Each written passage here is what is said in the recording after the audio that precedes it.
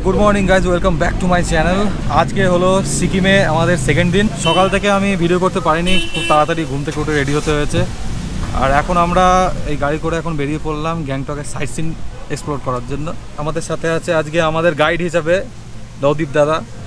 এই জায়গা সম্পর্কে কোনো আইডিয়া নেই, একটা একটা করে এই দাদাই আমাদেরকে সব ঘুরিয়ে দেখাবেন। এটা হলো আরিথাং রোড। তো এখান থেকে এখন চড়াইয়ে উঠতে হবে, তারপরে স্পটগুলোতে যাওয়া যাবে সেখান থেকে। আর এই ওঠার মুখে এখানে এখন একটু জ্যাম হয়ে আছে, দেখা যাক কতক্ষণে জ্যাম কাটিয়ে এগোনো যায়।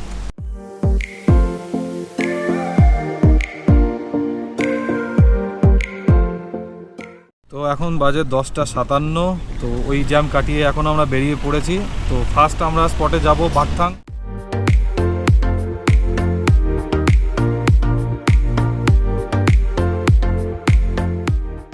তো ঘড়িতে এখন বাজে 11:09 আর আমরা ফার্স্ট আজকে লোকেশনে এসে পৌঁছালাম বাকথাং ফলস। আর সামনে ফলসটা যেটা দেখছি,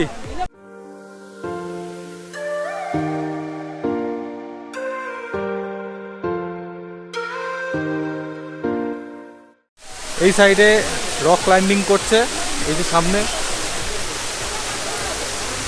আর ওপর দিয়ে চলছে জিপ লাইনিং।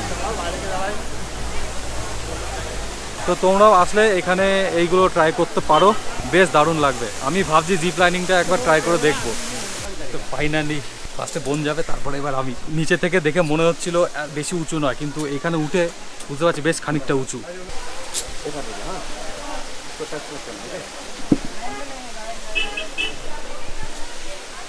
हो गया चालू। हाँ, ओके, आप बागटंग फॉल्स पे जीप लाइन कर रहे हो। हाँ, खड़ा हो जाओ इसके ऊपर। हाँ, उठिए। ओके, ये पकड़ो एक हाथ से, नीचे जाके छोड़ देना। हाँ, पर इसको टच मत करना। झूल जाओ। हाँ, ও ফাইনালি গাইস,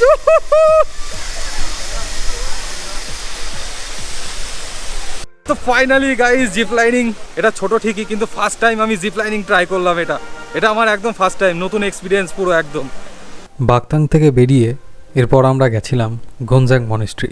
সেখানকার এন্ট্রি ফি ছিল মাথাপিছু 30 টাকা। ওই লোকেশন থেকে আমরা এখন বেরিয়ে চলে এসেছি গঞ্জাং মনেস্ট্রি। পেছনে উঁচুতে গাড়ি পার্কিং করে তারপর এখানে আমরা নিচে নেমে আসলাম। ওটার সময় হয়তো একটু প্রবলেম আসতে পারে। এই যে সামনে মনেস্ট্রি। তো ঘড়িতে এখন টাইম হচ্ছে 12:13 আর আমরা এখন ফাইনালি এসে পৌঁছালাম গঞ্জাং মনেস্ট্রি। চারিদিকটা একবার দেখতেই পাচ্ছ। এই উঁচু থেকে নিচে যে ভিউটা পাওয়া যাচ্ছে গ্যাংটক সিটির, জাস্ট দেখো, আমি তোমাদেরও দেখাচ্ছি একবার। মাথা খারাপ ভিউ পুরো।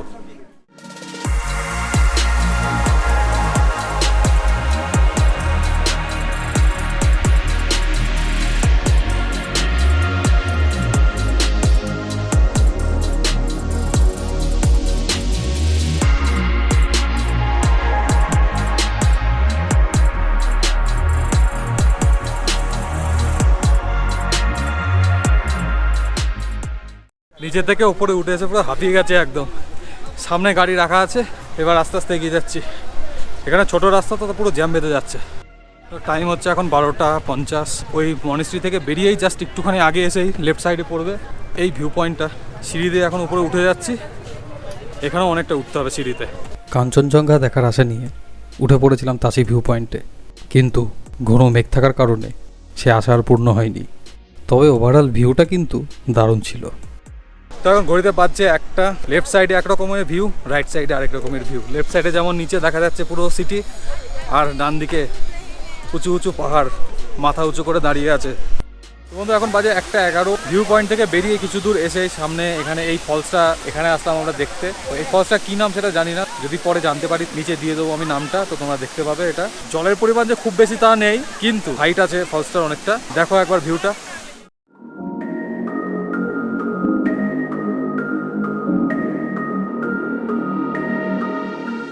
ঘড়িতে এখন বাজছে 1:49 আর পেছনের ওই লোকেশন থেকে বেরিয়ে একটু দূর এসেই আমরা এখানে এই লোকেশনটা আসলাম। এখানে পেছনে একটা ছোট্ট ওয়াটারফল আছে, তার সামনে এখানে বসে আছি। ওপরে উঠতে উঠতে হাল পুরো খারাপ হয়ে গেছে একদম। এটি ছিল একটি প্ল্যান্ট কনজারভেটরি। এখানে ছিল বিভিন্ন রং বেরঙের ফুল ও অন্যান্য গাছগাছালি।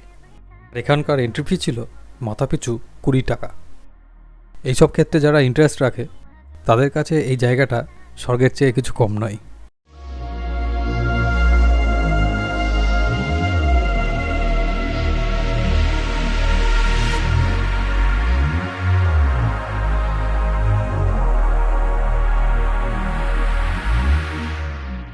ঘড়িতে এখন বাজছে 2:32 আর ওই ভিউ পয়েন্ট থেকে বেরিয়ে কিছু শপিং করে তারপরে এখন আমরা এগিয়ে যাচ্ছি গণেশ টকের দিকে। তো এটাই আজকের আমাদের লাস্ট ভিজিট হবে, তারপর চলে যাব আবার হোটেলে। এই ফটো সেশন করতে করতে প্রতিটা জায়গায় গিয়ে অনেক অনেক লেট করে ফেলেছি আমরা, সেটার জন্য আজকে এই অবধি রাখবো। গ্যাংটকের সাইট সিন এইবার এইখানেই হবে সমাপ্ত। তো এখন 2:35 বাজে ঘড়িতে, আর এইমাত্র এসে গাড়ি থেকে নামলাম গণেশ টক। তো ওপরে এখন সিঁড়ি দিয়ে উঠে যেতে হবে আবার। তো বন্ধুগণ, এখন হঠাৎ করে এইরকম একটা ট্রানজিশন থেকে ভাবতে পারো যে এটা আবার কে চলে আসলো আমার ক্যামেরার সামনে। মা বাবা দুজনে মিলে আমাকে জোর জবস্তি করে এটা পরিয়ে দিল। মা আমাকে জোর জবস্তি করে এটা পরিয়ে দিয়েছে। তো ড্রেস পরলে 50 টাকা করে লাগছে এখানে। রাজা রাজা ফিল আসছে, এইভাবে করে উঠবো আমি রাজা।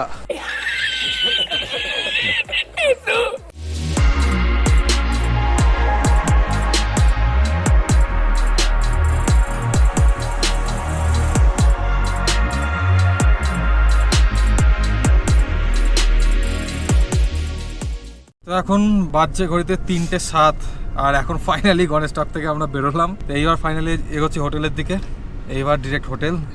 তো বন্ধু, ঘড়িতে এখন বাজে 4:10 আর একটু আগে জাস্ট আমরা হোটেলে এসে পৌঁছালাম। নিচে থেকে লাঞ্চ সেরে তারপরে আমরা এখন রুমে আসলাম। এখন একটু রেস্ট নিয়ে নেবো, তারপর সন্ধে সন্ধে চলে যাবো এমজি মার্গে। যে যে জায়গাগুলো ঘুরলাম সেই সেই জায়গাগুলোর ডেসক্রিপশনে আমি লিঙ্ক দিয়ে দেবো, গুগল ম্যাপের লিঙ্ক। তোমরা একটু ডেসক্রিপশনটা চেক করে নিও।